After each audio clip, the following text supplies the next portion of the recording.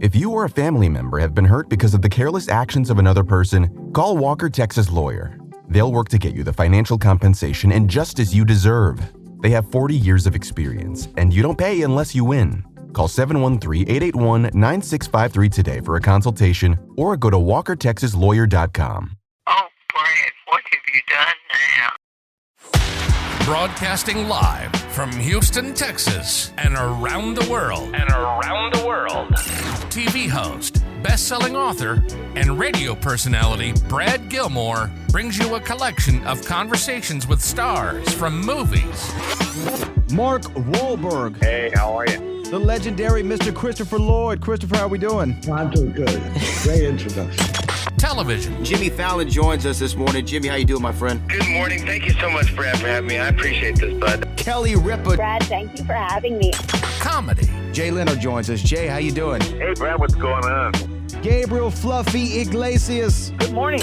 Music. Lola Monroe. Thank you. Thank you for having me. The legendary frontman of AC/DC, Brian Johnson, joins us right now. Brian, how you doing? Good morning, Brad. What looking to talk, give me funny, lad. Grammy Award winner Maya joins us. How are you? And more.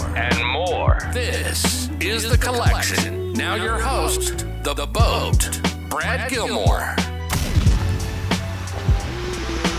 And he's joining us right now on ESPN 97.5, 92.5 here in the Houston, Texas airwaves, talking about the brand new Dungeons & Dragons streaming channel, Faster Purple Worm, Kill, on Freevee and Plex, starting this Thursday. Matthew Lillard joins us. Matthew, good morning to you. It sounds so natural coming out of your mouth, Brad. That was perfect. Well done. Well, I really appreciate it. Tell us more about it. It's a great name, by the way. I mean, we always talk about a championship name. That's a championship name right there. But tell me about Faster Purple Worm, Kill. Yeah, you definitely don't forget about it. There's nothing like it on TV. That's the good news. Yeah, so I have a company called Beetle and Grimm. We went out and created the show. And the idea is, it's a Dungeons & Dragons show. We make high-end Dungeons & Dragons products. We did 20 episodes. Each episode is a total party kill. So it's, it's very strange. I haven't pitched the show really to people who aren't D&D people for a long time. So each show, it consists of 4 first-level characters going out into the world and running into an iconic Dungeons & Dragons monster and getting completely wiped out.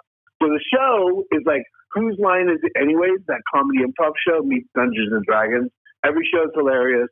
We have an incredible collection of cast with Seth Green and Patton Oswalt and Skeet Ulrich, and everyone comes to play. Every show is funny. It's different. It's a brand new way to sort of if people don't know Dungeons and Dragons, this is an awesome way to sort of figure out the game. That's what I was going to ask. Would this be my portal, for lack of a better term, into Dungeons & Dragons? Because the thing is, I'm a big nerd too, and I love stuff like Dungeons & Dragons, but I've never been able to find my way in. I feel like it's almost like Fight Club. It's no one talks about it unless, you have to know about it. So this is a good way for me to maybe understand the game from a certain perspective. Absolutely, dude. First of all, every show's fun, right? It's super funny. The game itself, the game we play on TV is rules light, comedy, and character heavy. So it's I always say, it's like a love letter to Dungeons and Dragons. If you don't know the show, it allows you to enjoy sort of the storytelling and comedy aspects of it. And if that gets you, there's 20 episodes, right? And one of the great things I think about the show is that in all 20 episodes, every single game is different. So it's a different table every time. It's a different dungeon master every time. It's a different, whole different story. Same format. So every character dies every time. But you can see that there's no wrong way to play the game. You can see that everyone at these tables is having a blast. And that is one of the great things about the show. We keep saying that this is an opportunity. My wife, we went to the premiere last night. Premiered in Los Angeles. We went to the premiere, and my wife has, I worked out the whole time. I pitched it the whole time. And, we've been together for 23 years. So she would roll her eyes, and sort of go, yeah, this isn't for me. And then watching it last night, she was like uproariously laughing. And all the way home, she was like jazzed because she, for the first time in her life, and look, I've been playing since I was 10 years old, I'm 53. The first time in her life, she was like, I don't even know what those things were, but that was so fun. And she started telling me how I should pitch it today on this radio tour. So we're really excited about the chance of it, finding a new audience, and sort of expanding the D&D players out there in the universe. Yeah, people can start checking it out this Thursday on Freevee and Plex. Faster Purple Worm. Kill is a name I'm probably going to say for the rest of my life. Just make it a part of this radio show. Now, look, I want to ask you so I'm a massive pro wrestling fan. And a lot of the times I find myself trying to explain pro wrestling to people, what the appeal is for me. I say, man, it's these larger than life characters. They're like real life superheroes. It's the battle of good and evil. Like, what do you not understand? Why don't you like it as much as I do? Do you find yourself trying to explain the appeal of Dungeons and Dragons to people who don't get it? Yeah. I mean, look, being relatively famous in this space, I consider it an honor to be an ambassador for the game. Look, I've been playing with the same group of guys since I was 21 years old.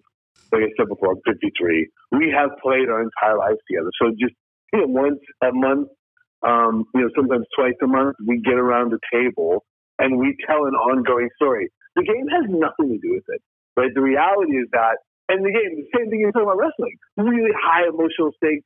You're trying to save the world you're in, good versus evil, all those things. But it's really about, at its core, Dungeons and Dragons is a group of people sitting around a table telling a story for year after year.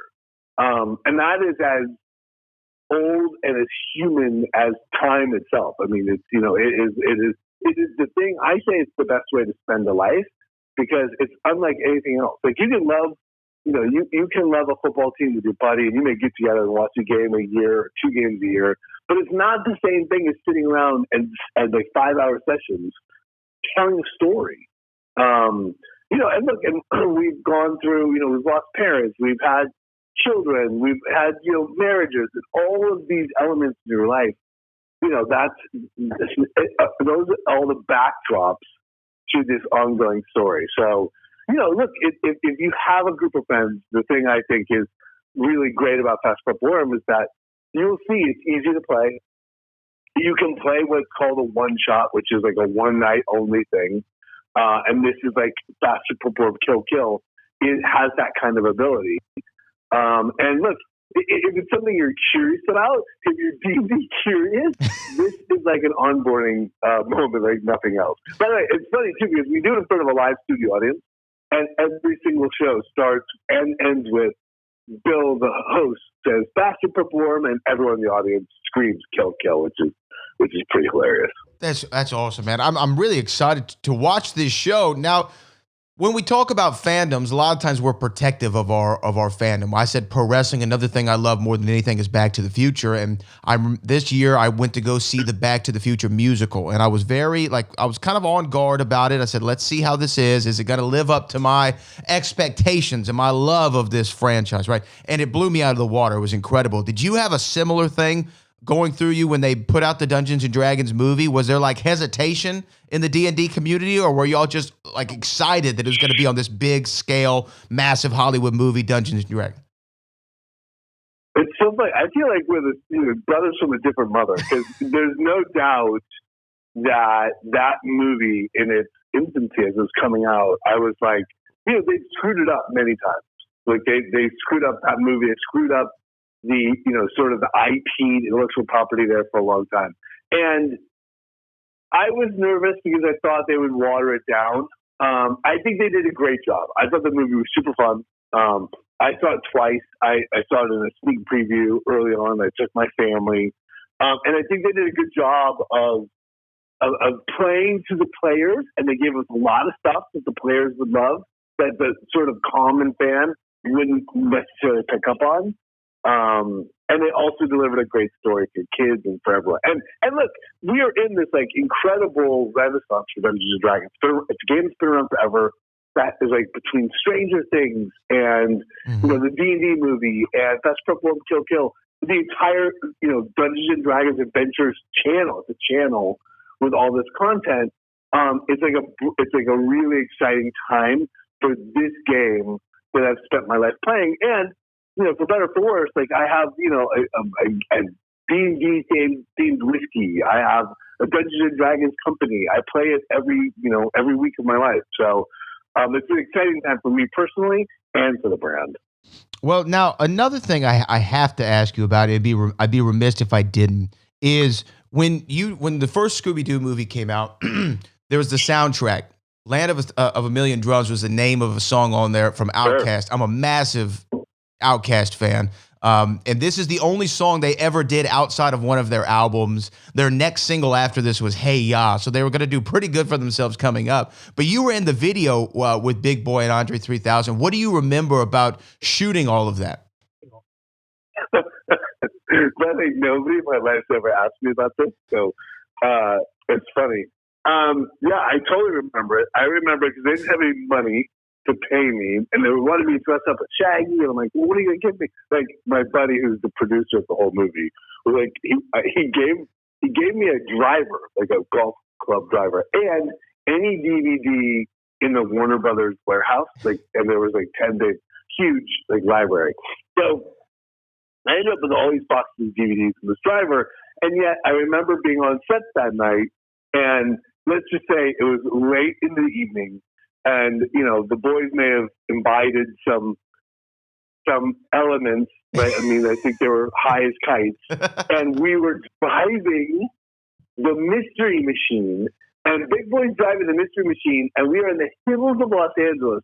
And I am dressed as Shaggy. And I was like, oh, my God, I'm going to die dressed as this stupid character for a freaking golf club. I was like, this is a horrible idea. Like, I don't, normally they'll do like you'll do a travel, like your car will be on a trailer. And I just assumed they'd be on a trailer, but they were on a trailer, which means Big Boy has to drive as close to the camera truck as possible in the mountains of the Hollywood Hills, in the Mystery Machine, high as a kite, like 3 a.m. It was like horrible. It was so early 2000s. It was ridiculous. Oh man, I'm so glad I asked that question. Well, man, I cannot wait to watch. I cannot wait to watch though. Faster, Purple Worm, Kill.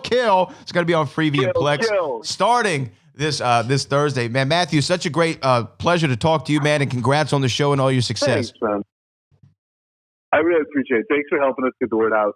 It's a big deal for us, and we really appreciate the support. Thanks, brother. Hey, anytime. Matthew Lillard, everybody. Thank you so much. Hey, bro.